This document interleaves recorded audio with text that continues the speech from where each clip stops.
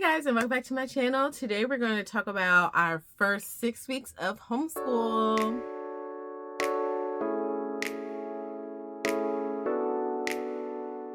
Hi, and welcome to my channel. My name is Shardae. I'm a homeschool mom, seminary student, wife, mom, biblical teacher, elder at my church, all of the things, mother, sister, cousin, all the things. And today, like I said in the intro, we're going to talk about the first 6 weeks of our homeschool. I break our homeschool up into 6 terms, six weeks terms, or around about 6 weeks. And we are coming to the end of our first 6 weeks. So we're ending our first term. This is our 8th year of homeschooling, and my children, their ages are 10, 7, 5, and then I have twin 2.5-year-olds. So I guess we'll just start with my oldest, move down, and then end with me. So first, let's talk about family subjects. We have been doing science. We took a car ride. We were going to an indoor playground, and we were in the car for 30 minutes going, 30 minutes coming back. And I thought, let's listen to our lessons, and when we get back, we can work on some experiments. Pat on the back to me, because we got through about 10 experiments. So we listened to all the information, got through about 10 experiments, and that lasted us. So they were able to work on their experiments throughout the week. I am probably going to lean more towards doing it that way during our third term, because our second term is going to be a history term.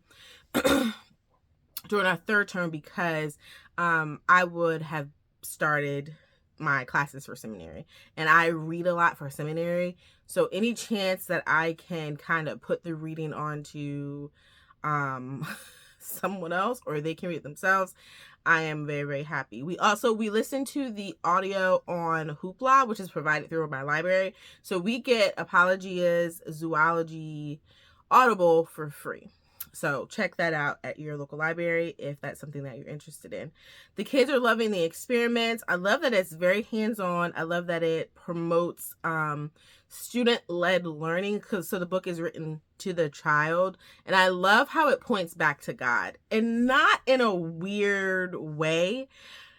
And okay, so let me give you an example. When we're talking about let's say a butterfly, and the way that it points back to God about how God created no, how about this? Ants.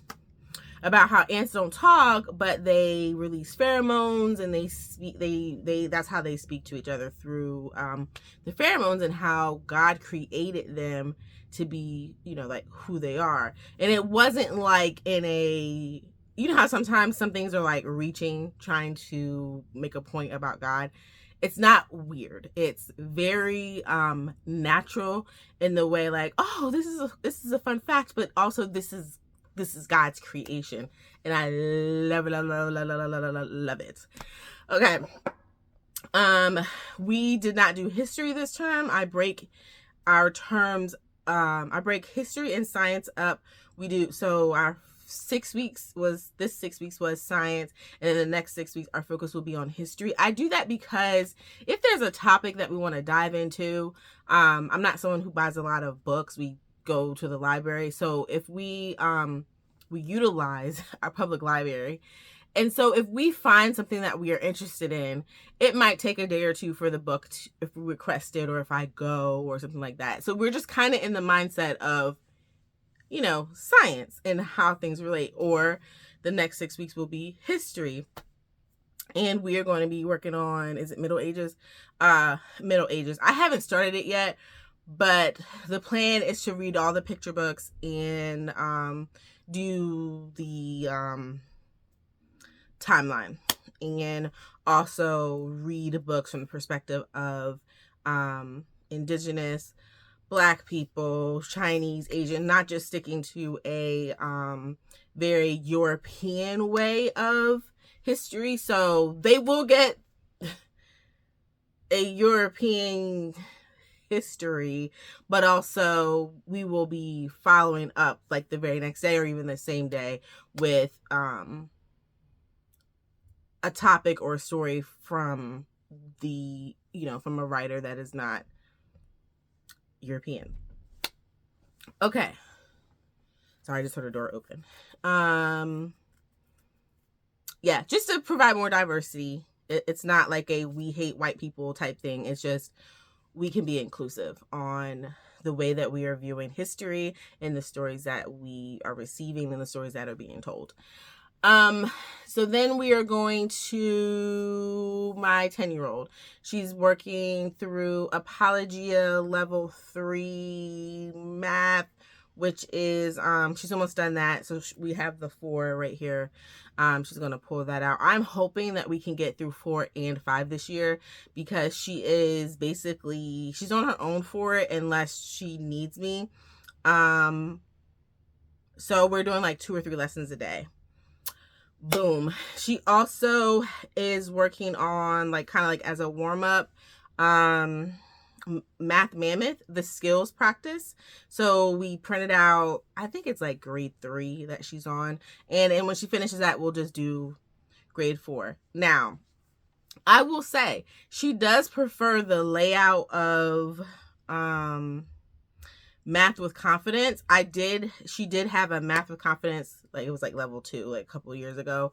She was working through that as a workbook. We did not do it as the full curriculum, but she prefers that layout, and I think it could be my mistake that I printed out the Math Mammoth skill practice black and white by accident. I really wanted to print it out with color. So I know the next one I need to print it out with color because it's more attractive. I don't know if that makes sense. And it's not like our main curriculum. It's just like a skills practice, like a little warm up. And yeah, so that's her math. For language arts, we are working through Harcourt trophies. We're reading. She actually just read a play. I enjoy the diversity of the things that we're reading because I wouldn't necessarily pick those things out. I don't know if that makes sense. And the story was, the main characters in the play, they were Mexican American. So that was a good perspective and diversity that I enjoyed, and I enjoyed the pictures and also the life lessons that come with it. For writing, we've done the grammar, we've done the spelling for it, and we've done like the practice for it, but we didn't do like the writing assignment that goes with it. And so my plan is to start breaking it up within 5 days. So the first day we just talk about the topic and she starts the outline. Like you can use a diagram, some type of picture to help her with her thoughts. The second day she can start with maybe even some starter sentences or like writing her detailed sentences. The third day, maybe writing her beginning sentence and her last sentence. It's just paragraphs. Then the fourth day she writes it, and then I check it, and then the fifth day she does a final copy and creates something artistic to go with it.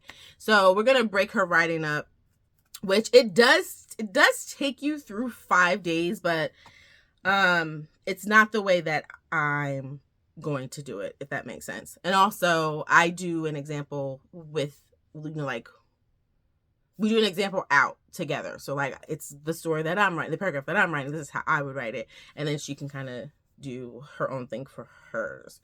That is not something that is there. The one that is in the book is already laid out. It doesn't show the thought process.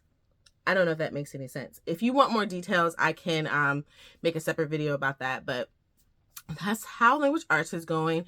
She is 2/3 of the way done with what is it? From phonics to reading, and she's on the blue book level B. So I would say probably in December she's going to be starting the very last book, which is the green book. I think the green book. So yeah, she's moving right along. So yeah, that's it for independent for her. My 7-year-old, independent wise, he has 2 more lessons to do from phonics to reading level K. I'm thinking about going ahead and just move him to level A, because the last 2 lessons are about final E and changing how the vowel sounds change. Now, we did work on open consonant syllables, and that kind of prepped him into, okay, so this is what a long vowel sounds like, or the vowels in general. We did have to review that. That wasn't even in the lessons, but we did have to review vowels, and then the lesson for the open syllables is what kind of got him thinking about the long sound. So there's a and a, eh and e, and I, ah and o, and u, a, e, I, o, u. Sometimes like those. Okay.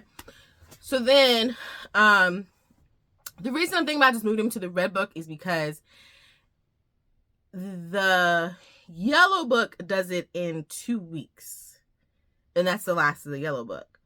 My assumption is that they are not to master it because it also is in the red book, but the red book takes long A 1 week, long E 1 week, and the yellow book it's doing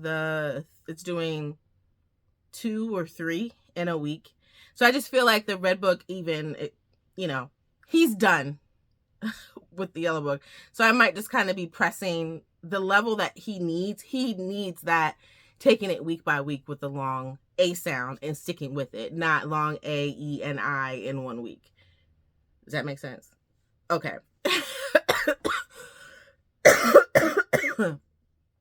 All right. The next thing, his math. He is more than halfway done with Apologia level 1 math. He also, after each unit, this is why he's still working in level 1. After each unit, I was pulling out math facts that stick. So he finished addition, and then now he's on subtraction.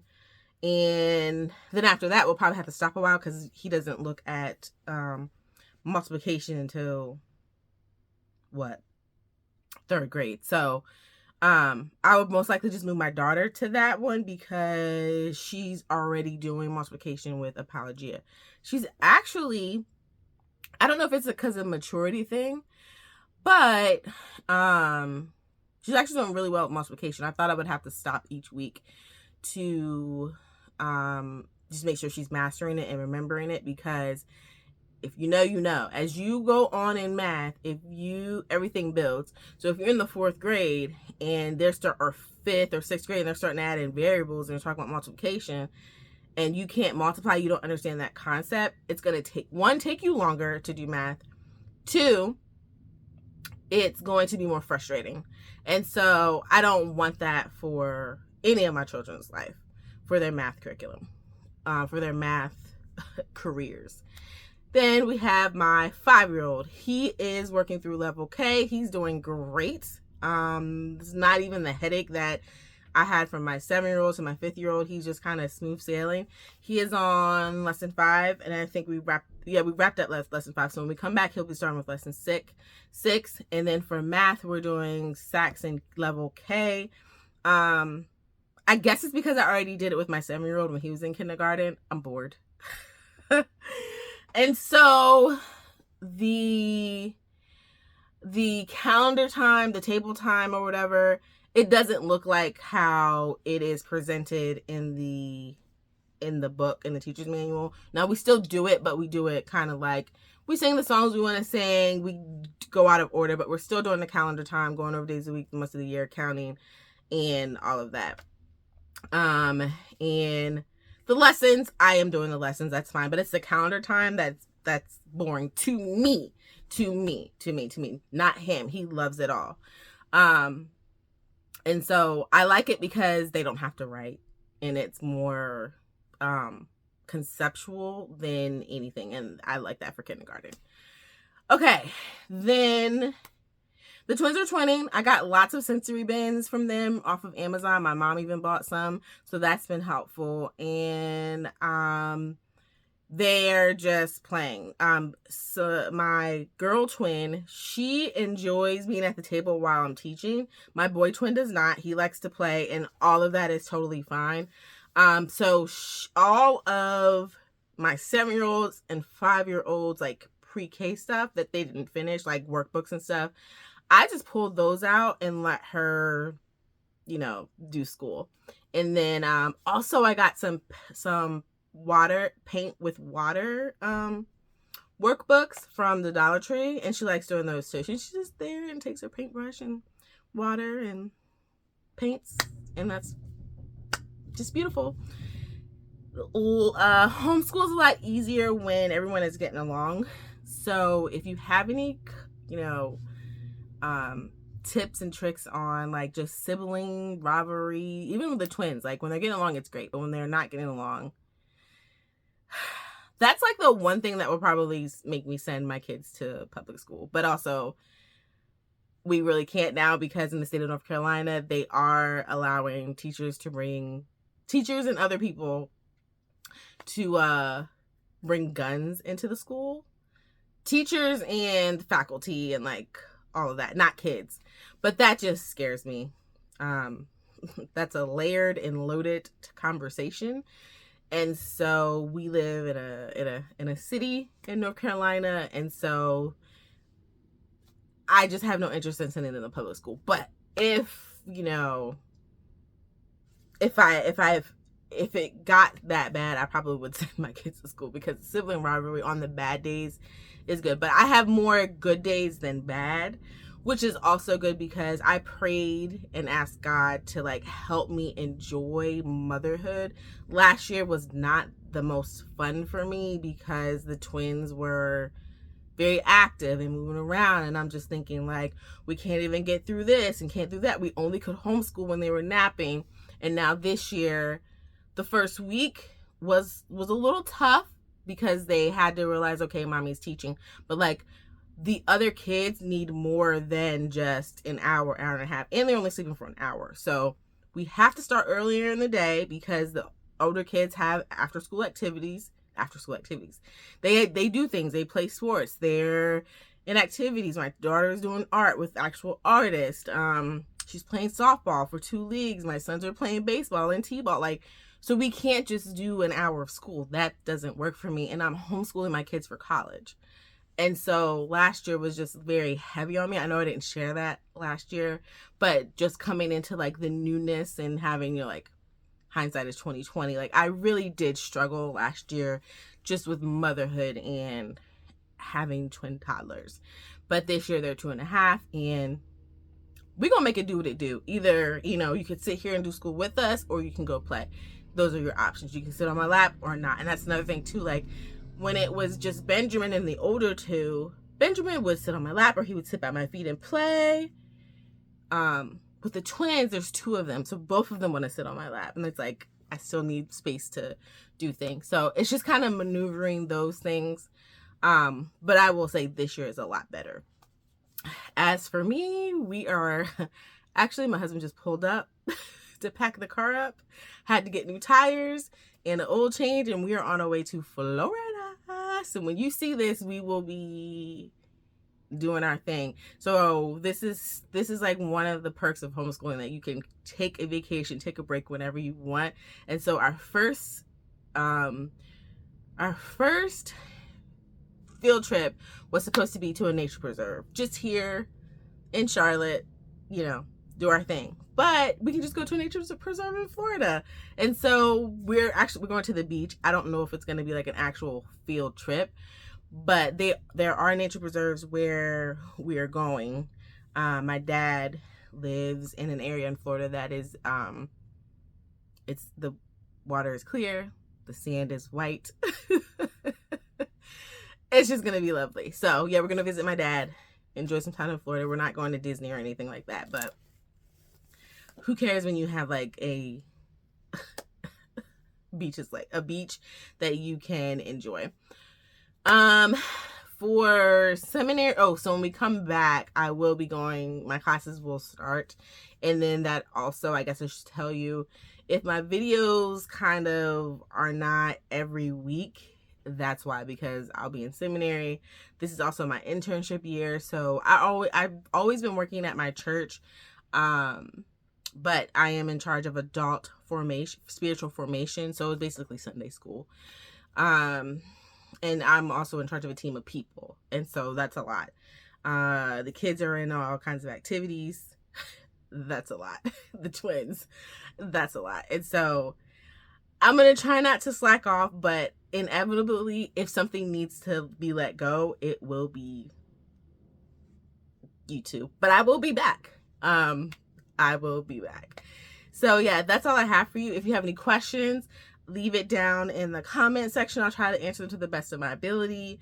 And yeah, that's, trying to think if there's anything else I need to share, but I don't think there is. So, please know that our Heavenly Father loves you, period. Don't forget to drink your water and repent. Bye.